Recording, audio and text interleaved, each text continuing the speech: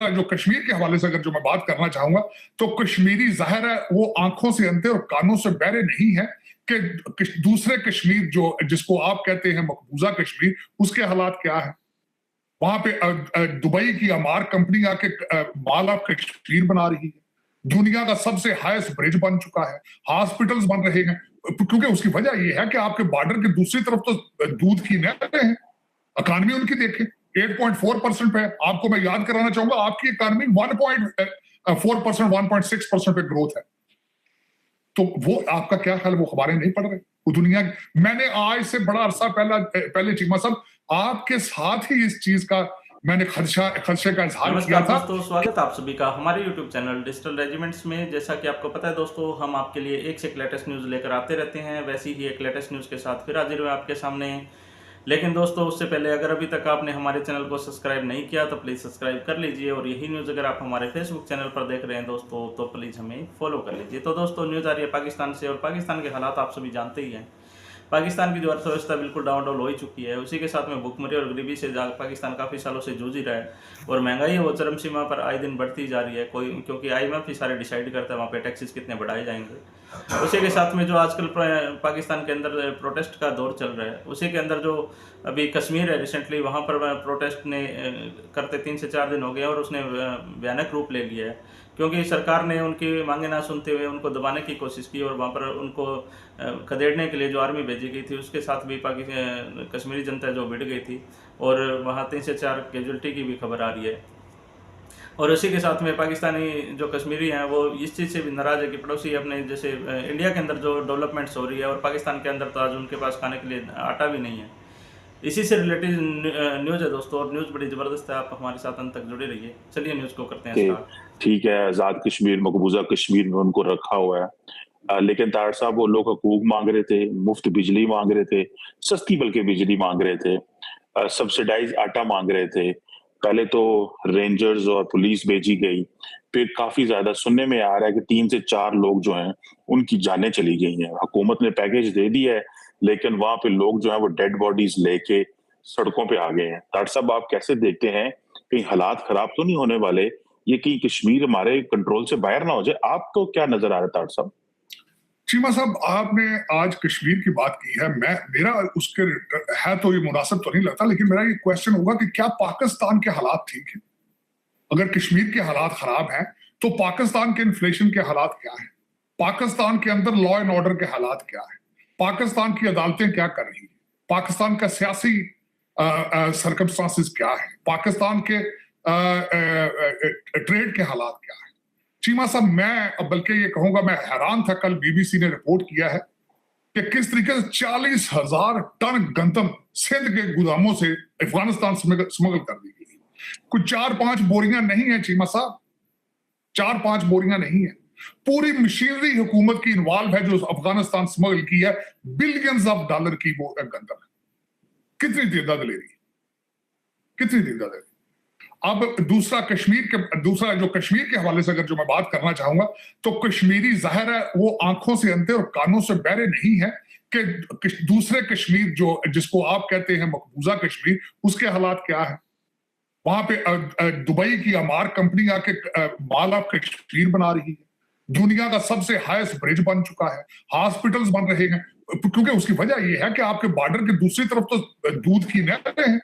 Economy उनकी देखें 8.4% पे। आपको मैं याद कराना चाहूंगा, आपकी इकॉनमी 1.4%, 1.6% पे ग्रोथ है।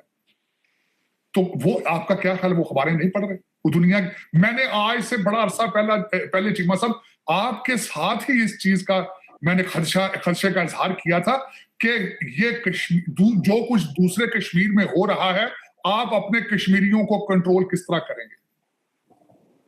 आप किस तरह कंट्रोल करेंगे जब कश्मीर से दूसरी तरफ जो हालात होंगे? आप क्या बताएंगे अपने कश्मीरियों को? लेकिन आपके पास तो आज पाकिस्तानियों को बताने के लिए भी कुछ नहीं है। अगर देखा जाए तो पूरा पाकिस्तानी कश्मीर है इस वक्त। अगर देखा जाए,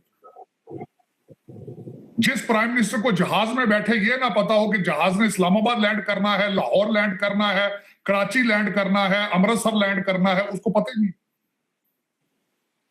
फिर जो पिछला आपका केयर टेकर प्राइम मिनिस्टर है, वो कहता है बस $1 करोड़ के लिए मुझसे लड़ रहे हो आप। कहता ये गंदम का स्कैंडल जो है ये तो चाय की प्याली में तूफान है। कहता बस $1 बिलियन बस। ओ काकड़ साहब, अगर आपके पास जेब में $1 बिलियन चौक के मुंह से मारोगे तो क्या चौकों के पार गल लग रही दोबारा मेरे में। पता नहीं यार कैसे लोग हो चीमा साहब, जालिम लोग हो आप चीमा साहब। वो कश्मीर के अंदर, अच्छा फिर दूसरी बात कहते हैं 23 अरब रुपए का वहां पे पैकेज दे दिया गया कश्मीर को। वो जो 23 अरब रुपया कहां से आएगा, कहां से आएगा 23 रुपया? 23 अरब रुपया आपने जो कहा बिजली और रोटी सस्ती कर दी जाए 2 हफ्ते के लिए, क्योंकि सस्टेनेबल तो नहीं ये चीजें। किस तरह कंट्रोल करें? किसी माई के लाल ने आज तक उस 25 करोड़ लोगों में से आपके ग्रास रूट इश्यूज को डिस्कस किया है? लॉ एंड ऑर्डर को डिस्कस किया है? अदालतों की परफॉर्मेंस डिस्कस की है? एक्सपोर्ट को डिस्कस किया है आपने? बच्चों की तालीम पे तवज्जो दी है? चीमा साहब ये दर हकीकत मैं अब आपको क्या बताऊं कि आप किस डायरेक्शन में जा रहे हैं। आज की डिस्कशन क्या होगी, मैं इस पे बात करता हूं। आज क्या करें? कहते हैं जी हमने यारा त्यारे हम इराक को बेचेंगे तो यार दूध की नहरें चलेंगी। ये नहीं पता वो $1 बिलियन के बिके हैं, पता नहीं वो $1 बिलियन पाकिस्तान आना भी है नहीं आना, क्योंकि इराक के साथ तो दुबई है। इराक के करीब तो दुबई है भाई, जहां आपका $11 बिलियन पहले पड़ा है। और वो जो हथियारे बेच रहे हैं वो चाइना के बने हुए होने, आप यहाँ के तो बने हुए नहीं होने, सिर्फ उनका नाम J-17 है। लेकिन चीमा साहब दर हकीकत बात ये है कि कश्मीर में इस वक्त आपसे ज्यादा इंटरेस्ट चाइना का है, बल्कि कश्मीर को बचाना भी चाइना ने है, क्योंकि चाइना के साथ उसकी वजह यह है कि चाइना के साथ बॉर्डर मिलते हैं उनके ऊपर। फिर उसके बाद जो उनकी माइक्रोचिप्स एजेंसी उनकी इंडस्ट्री है सारी वो उस रीजन के अंदर है। फिर उसके ऊपर वो डैम बना रहे हैं, उनके नॉर्दर्न चाइना का सारा बिजली का इंफ्रास्ट्रक्चर उन डैमों के ऊपर चल रहा है जो ऊपर वो हिमालय के बना रहे हैं चाइना। तो लेकिन आप जो है चीमा साहब, कौमें कौमियत के बगैर नहीं चल सकती, नहीं बच सकती। और आज की डेट तक आप पाकिस्तान में इंटरेस्टेड नहीं हो मेरी इंफॉर्मेशन के हिसाब से। आपकी अदालतें, आपकी सियासत, आपकी हिफाजत, आपकी हर चीज मजाक है। आपकी 4 साल की तालीमी इमरजेंसी सिर्फ एक फोटो ऑप सेशन के अलावा कुछ भी नहीं है, क्योंकि जब तक आप अपने पांव पे खड़े नहीं होंगे, इकॉनमी ठीक नहीं करेंगे, आप आगे नहीं जा सकेंगे। आप पीछे ही जा रहे हैं, पीछे जाते रहेंगे। मैं आज चीमा साहब पढ़ रहा था, दूसरी खबर आज की सबसे बड़ी ये है कि IMF ने मालदीव को भी चाइना के डेट ट्रैप की वजह से उनको भी वार्न किया है। जब मैं वो खबर पढ़ रहा था, जनाब का कर्जा $125 बिलियन है आपका, कहां से देंगे आप?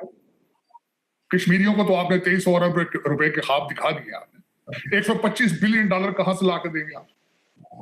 हो सकता है लंदन पड़े हो, लंदन की प्रॉपर्टी बेच के दे दें यार, आपको पैसा तो बहुत है आपके पास। लेकिन चीमा साहब वो नहीं देंगे, आपके गुर्दों पे निशानियां लगी हैं। चीमा साहब मेरे जो जितने दोस्त हैं, मैं हमेशा उनको कहता हूं गुर्दे बचा के रखो, किधर अस्पताल ना चल जाना गलती ना उसे गुर्दे काट लेने जिन्होंने। चीमा साहब लेकिन देखें आज कश्मीर का इशू ही नहीं है, इश्यूज तो बहुत ज्यादा है। आप कश्मीर कह रहे हैं कि कश्मीर का इशू, आप खैबर पख्तूनख्वा के हालात क्या है? गंडापुर साहब ने वहां से कौन कौन सी धमकी नहीं दी आपकी फेडरेशन को तोड़ने की? कौन कौन सी धमकी नहीं दी? कभी उन्होंने कहा कि हम इमरान खान को उठा के ले जाएंगे जेल से, कभी उन्होंने कहा इस्लामाबाद पे कब्जा कर लेंगे, कभी कहते हैं तुम्हारी औकात है तुम हमसे माफी मांगो, पांव में पड़ो। क्या क्या धमकी उन्होंने आपकी फेडरेशन को नहीं दी चीमा साहब? अगर आजाद कश्मीर एक प्रॉब्लम होता तो मैं आज लाजमी डिस्कस करता कि वाकई ये सब बिग इशू, लेकिन इंटायर पाकिस्तान इज इशू। मैंने 2 सूबों का तो गिना दिया चीमा साहब आपको। एक तो मैंने आपको बताया कश्मीर में आग लगी है, 4 दिन से लगी कश्मीर में आग। मैंने आपको बताया खैबर पख्तूनख्वा का जो चीफ मिनिस्टर है मुसलसल आपको चैलेंज कर रहा है, मुसलसल चैलेंज कर रहा है, आपकी फेडरेशन को चैलेंज कर रहा है। सूबा सिंध के अंदर से आपके 40,000 टन गंदम जो है चोरी होकर अफगानिस्तान पहुंच जाती है। पीछे क्या बचा है? बलूचिस्तान के हालात आपको पहले पता है। ग्वादर का आपका क्या क्या नहीं हो रहा ग्वादर में? कौन से चाइनीज इंजीनियर काफिले पे आज तक हमला नहीं हुआ? पीछे बचा पंजाब, तो आप देख लें फिर पंजाब में क्या हो रहा है आपके। तो चीमा साहब दर हकीकत जब कौमें तरक्की ना करना चाहते हो, सिर्फ मजहबी चूरन बेचना चाहते हो, वो सब चढ़ के बोल रहा है इस वक्त आपका जो मजहबी चूरन है आप बेच रहे हैं। आप कोई भूखे मार मार के कैंसर का इलाज कर रहा है, कोई बकरे दे रहा है, कोई मुर्गियां जला रहा है।